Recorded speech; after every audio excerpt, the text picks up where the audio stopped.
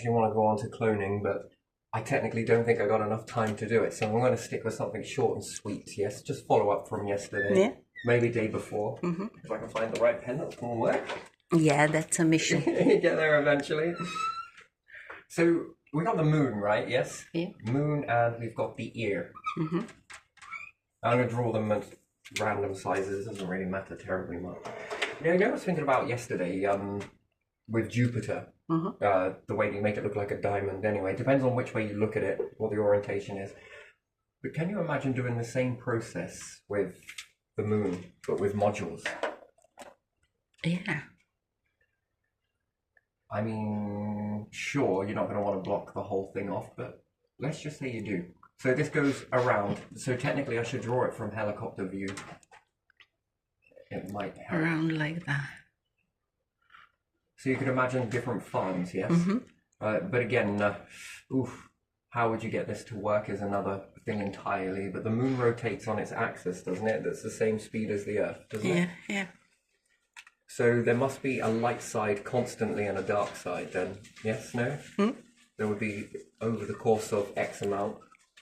So that would be a lot of power. It's the only thing with the moon.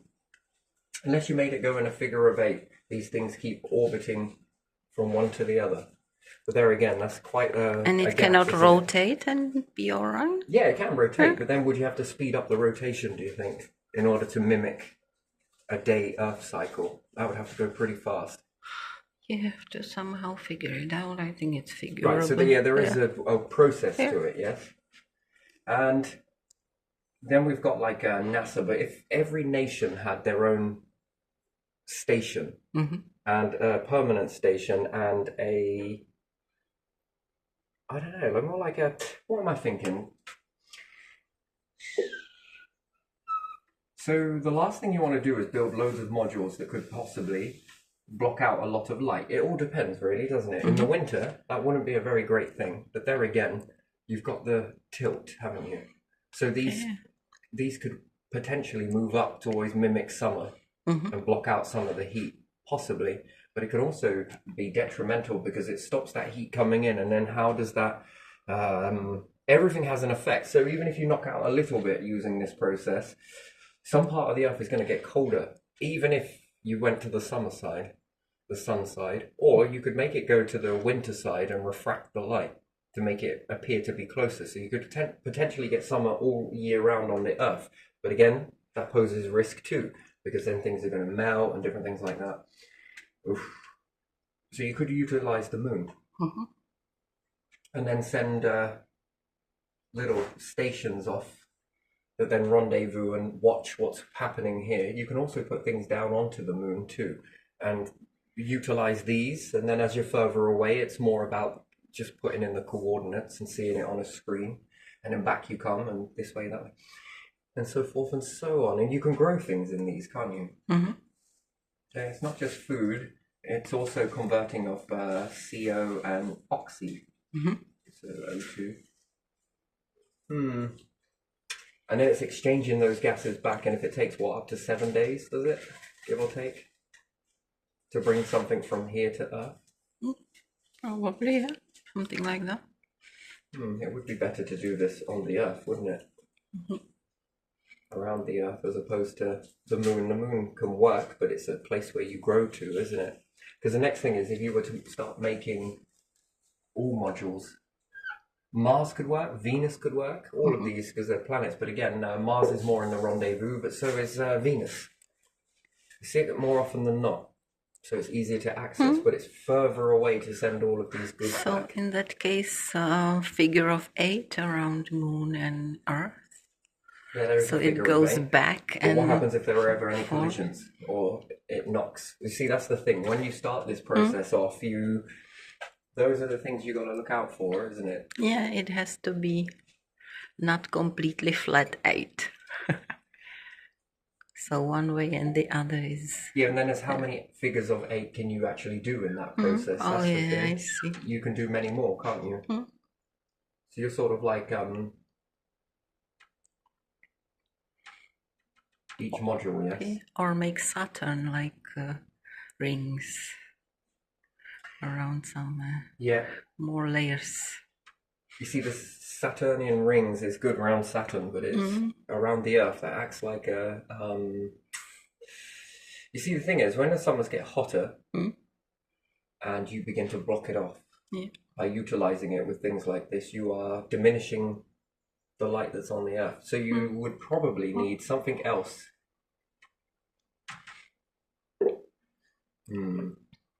that magnifies more light to different areas of the Earth in order to try and keep the temperature at a balance. Or can you create your own bigger satellite around which everything rotates? Second moon sort of closer? Yeah, second moon, that could work. But that would have to rotate. I mean, that's pretty big. That would take a little bit of time. You would have to build calculate, yeah. And then something can be on it and something can be around it. Yeah, we often overlook the moon and its power. We think that it does nothing. You know, it actually affects world temperatures massively, especially when you have an eclipse. Now, is it solar eclipse? Moon blocks sun. You know, time after time, cycle after cycle, this cools down the planet very quickly. Without it, and then depending on how fast it goes, if it was to slow down and go very slow, could you imagine that an eclipse would last an incredibly long time? We could be talking days, maybe even months. That's not gonna work. No, if that were to happen, you would experience mini winters. Then if it goes faster, we barely even register it, so therefore that will be letting more heat in. Because if every X amount of time it blocks the light from the star, that is guaranteed to draw down, depending on how long it does it for. Even strobing still has an impact. It cools down the planet. The rings of Saturn, they're interesting because the equator is usually responsible for being closer to the star, let's say, and you've got lots of particles there. A lot of the light isn't getting in. Good job atmosphere scatter, really, isn't it? Is it not? You probably get a black band because they cast a shadow, and therefore it would cool it down. So why is Jupiter more active than this? Perhaps Jupiter was a Saturn at one point because it's got ring arcs. So does Neptune. Something, it looks like something colossal hit something, and then it and puffed. The fragments. It puffed because it has such a regular lines on it, doesn't it? Yeah. And then what's their discharge ratio onto the planet? How are they affecting it in smaller particles over a wider area? Yeah, the rings of, you know, everything in the universe, it's an interesting thing. It either bends around backwards to support you, or it bends around backwards to diminish you. So at the moment, it's like, sure, you want to take that and do that with it? Okay. And then there is a time where it might not allow you to do that anymore. And there it is. It's at its decision as to when that happens. And because you're staying in that. It's a strange thing, but you are via choice accepting into that contract, whether you do or don't. The best army on the planet are people. Everyday people. Because you think about it, we can look at armies. Yes, okay, they can do a lot of things. And usually we see it in destruction. Okay, now whether that is correct or not, it's just the way things are. We see that Roman army come together to what? What did they come together to do? Conquer. Was it to conquer then? Populate. You see, now let's factor the Roman army and we use them in a different way. That they were to travel and build, not conquer. Yeah, they did that, didn't they? They traveled and built. So they become the ones in the middle ground, and then it moves over to this. You know, you can either be what some might call bad, some might see as good. And what some see as good, others will see as bad. Yeah. Well, it's the third ground I'm interested in. So we can see already that the structures would say then in Roman times that people can put a lot of effort and energy into it. Whether it today's is money, back then it's more food, learning how to have sustainable food. If you went around collecting all of the food around the planet, this would be a new army, army of people. Army of people that say what? Well, we want to reach space. It would be the people that create that. And whether money is a factor or not, if enough people get together behind this common goal to experience it for themselves and not just a few, and then there's no polish. Yeah. What's the polish? Is not as much as I hate it, and it would be nice to have some people that want to walk that road optionally, where they go towards college, university, and school and education, and they walk towards that way and get a degree. Yeah. Or there's this one that incorporates the degree into the project. Yeah. You're not going to go there to learn, you're going to go there to build, and you will be rewarded on, technically it's not rewarded, but you will be graded on what you achieve, not what you fill on a piece of paper, not on a certificate. Your certificate will be, well, if you make a solar farm, Yeah. and loads of people come together to build that, regardless of their background, race, religion, understanding, preferences, no qualifications straight off the bat. They already know how to build that. That is their qualification. That is their degree, is the solar farm faculty. And if they're able to leave it for other people to follow that blueprint, Yeah. then that becomes a legacy, a people legacy. No qualifications built it. The qualification is this. And you don't need to pay. You will be paid as you go into this particular thing, whatever it may be. And then if others do water systems, and again, people can come. You don't need a lot of education if you can follow a blueprint, if you can follow an instruction manual, if you can follow flat pack.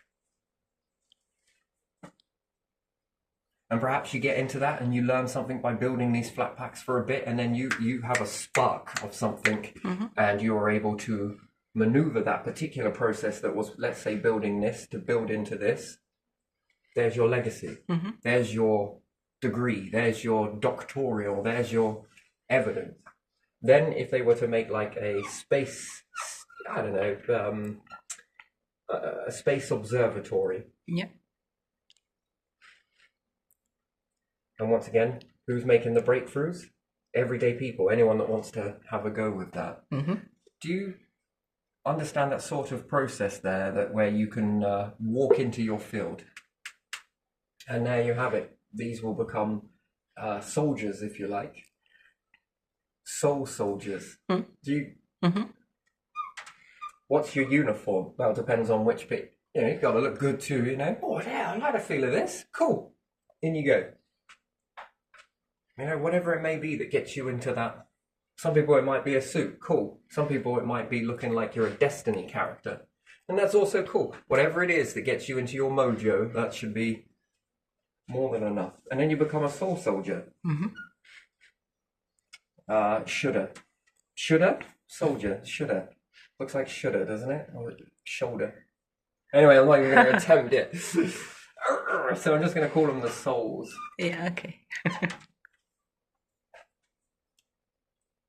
And then that becomes the new way, right? So the Romans, however you want to perceive them as coming together, they did come together in a, what starts off with a few with an idea. I swear I'm running out of pens. So a few of them come together in the beginning, yeah? And then a few more join the cause. Yeah. And then a few more. And then as opposed to building, I don't know, weaponry that we do today, the difference is, because we often look at that as, oh, weaponry, a place to land the aircraft, as a place to, there's all this strategy there, yes? Submarines. Yeah. Well, if you flip that from that background, Yeah. and you say, okay, you're going to need a pad for what? Well, we're going to need ships in space. You're going to need to fly things, and they're going to need to land somewhere. Perhaps land is the wrong word, but still, they're going to need to dock. Yeah. Some of them are going to scout out. You know, and rather than finding enemy, you're finding resources. There's a difference. You've already shifted. Oh, there's water there. Might need a submarine to go down there. Navy gets building certain. Do you sort of understand the way that that can really build up? And again, everyday people, you don't need to follow a script for that. You just walk into it. What you do is what you become, and what you become. Yeah. Why would you not want to build something like that? And then it takes you to the next step, and then if the earth diminishes, which it will, it's bound to. It won't stay preserved forever. Yeah, but in the meantime, where it's here, you can use the time to go up and build something and use whatever you have. Yeah. Yeah. And it starts off with orbits, because you're going to have to learn orbits. But even still, even if you had a load of modules that operated around, and NASA can get into type NASA system, can have a ship that can orbit for a few days, let's say, in those few days, and then maybe they come back to Earth. They can be operating. Yeah. And the more of these you've got per nation, per this, plus there's food nearby, and plus if it's working right with the solar farms, there is oxygen. How much more longer can you stay there? Plus there's already a food source growing. Whatever's grown, can you bring it back into the orbit and then bring it back to Earth? Because that's something, isn't it? Plus the gases. Sure, those modules will need to come around here. And then they're regassed, reseeded, and then off they go again, getting into that sort of, and then maybe they can take them back and then they fall into uniform to orbit around there as they need to. While you're there, you're on with another job. And I guess that gets you exploring in quite a few places. And especially if some of these can be lenses too. Because that's an interesting thing, that the dark side of the moon, I think it can be lit up. You think about it as bouncing signals from the back, hits a satellite, bounces into another satellite, or anything that's orbiting around the moon. You can practically have radio comms all the way around the moon. With just satellites, bounce the signal from one to the other. They'll always rendezvous with another object. You can also do this on any planet, so you don't have to wait for the signal to come in. And if you have these that go into orbit, I just wonder how much more simpler it would be for the signal to travel through all of these at close proximity, rather than one from here you have to wait for blackout. And then it has to rendezvous with this one. I just wonder how much you're losing in that, because the signals are stretched. But if you had a few that perhaps were going to orbit anyway, and you did it in figures of 4, you can always, it's always going to be in that process of catching that and throwing it to the next one. A bit like Christmas lights. Yeah. But as opposed they've got an invisible wire to them, let's say. So each bulb is basically increasing the light intensity. It doesn't work the same way, but wireless Christmas lights, but data transfer from one to the other to the other. I just wonder how much more data and how much more better it may be, as opposed to grabbing just small bits. So that's a time delay. It's really not great. But yeah, anyway, so even with light, you can do the same thing. Depending on where the star is at what time. And if this is the dark side, can we not get enough to illuminate if the light is the opposite side? And vice versa, or wherever that is, you can always then guarantee to get light. If this intensity is pretty good and we can use it to prism and filter out certain light that we don't need and certain energy we can get to hit off of here, we can up the infrared spectrum and therefore the solar panels that hit onto that. Especially if you've got land operating vehicles, they don't need solar panels technically, but they can. You have one that goes down and opens out over a massive area, and it has like tape measures from it where they're connected to a wire. And wherever they pull the tape measure out, it holds, but they can also come off of that wire and use a battery for a bit, or they have solar panels on them themselves. And then they've always got maximum amount of power and a larger reach. A little bit more further, and then if there's something a little bit more over there that we probably want, or more power, you've already got them on the tape measure, and the module itself can maneuver over, and then you can balance these beams directly in the area that you need things to dig, excavate, or whatever it may be. It's far easier to build things on the moon and fling them up than it is to build things on Earth and put them in orbit. But again, there's that balance of weight. Yeah. I think that's the one thing that's got to be done very carefully is what you take from the moon. Past a certain ratio, it will, in the minimal, not much happens, although there is, but it's subtle. So from too much to too little, right? Yeah. So TMTL. Yeah. the moon's orbit, gravitational influence, and Earth's stability and everything else is relying on there being weight. I'm pretty sure of it.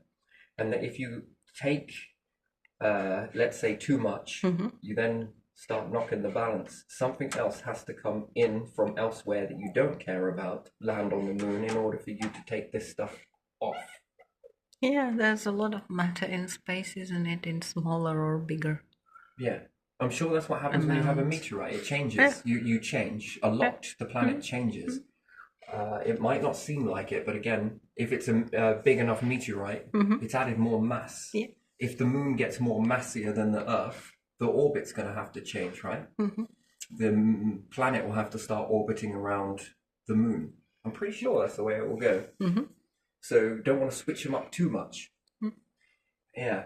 And then if you add too much to it, I think if there's too little, I mean, in this ratio here, I think there's the sort of happy medium zone, but you know, when you leave too less and when you add too much, that's probably going to change the moon, and therefore it's going to have an impact on the Earth. And depending on what the moon is responsible for on these orbits and different things like that, especially if it's blocking out the sun. So yeah, I think it's a fine art with that. Yeah, It's sort of like the Egyptian understanding that they had this lever that if you were to take this thing, it popped up and then the whole ceiling falls down, and you sort of like quickly switch it with a boulder or something. yeah. That is not missed on this whole.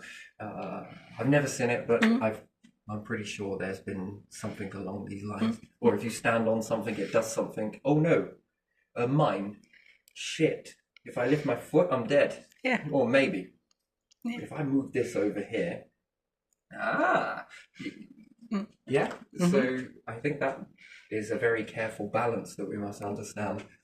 To lift up too much too soon and not be prepared for it, then yeah, that can be problematic. So, but again, the moon is more easier to deal with if you are bringing stuff onto it. That's why it's probably better to go for things like Mars, and it's better to go for things like Venus. And perhaps if you can bounce their light away from them, this energy, if it goes back into the star, you'll increase the heat of the star. And it seems very subtle, right? On the most nano spectrum, if you were to bounce this light back at the star, it's got that energy has to go somewhere. And what does that energy look like? Who knows? You know, at the moment we see the star or the sun as putting out photons, yes? Yeah. What happens if you push photons into a star? That's another project entirely, but even still, how many are doing it? That's another question entirely as well. What happens if you add more into it? What happens if you stop it from doing this, this, and this? You know, it's hard to understand it, right? But it has an effect. Well, people will say it will do nothing. Oh no, it will do something. Because if they're bossing around in there, and you're adding more of this knocking around in there, how much more hotter do you think that will get? How much more agitated do you think it will be? And then, how much more faster can the speed of light be?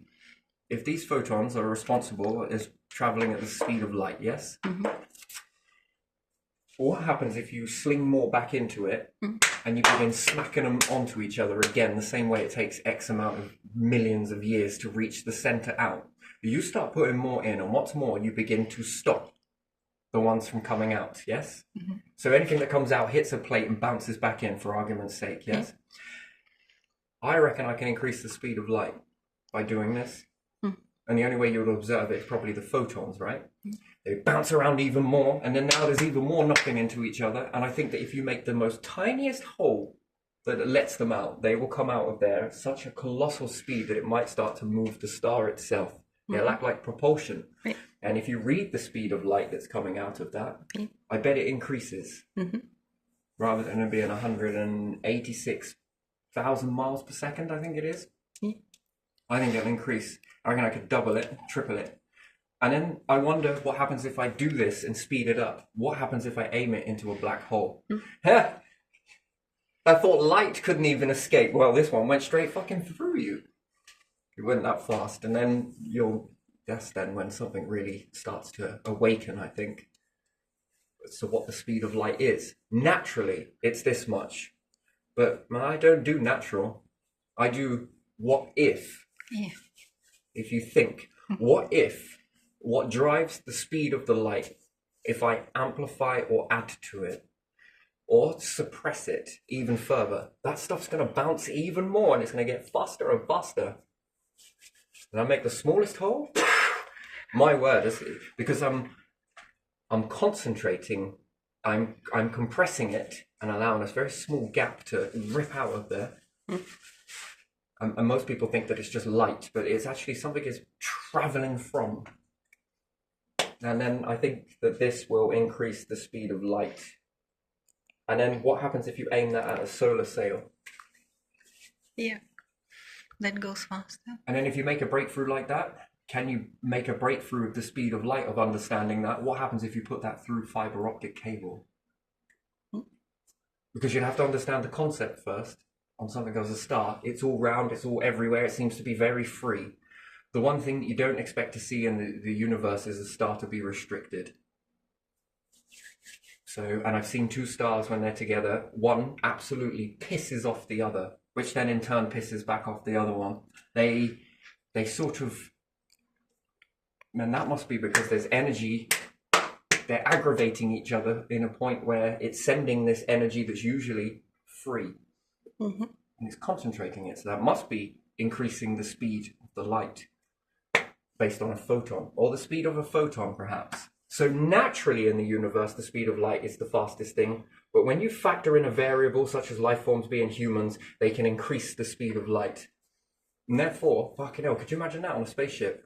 Slow down from that. Whew, the slightest touch on a brake. Anyway, gonna have to leave it there because time's rolling away. But I'm glad that, yeah, there we are. Good.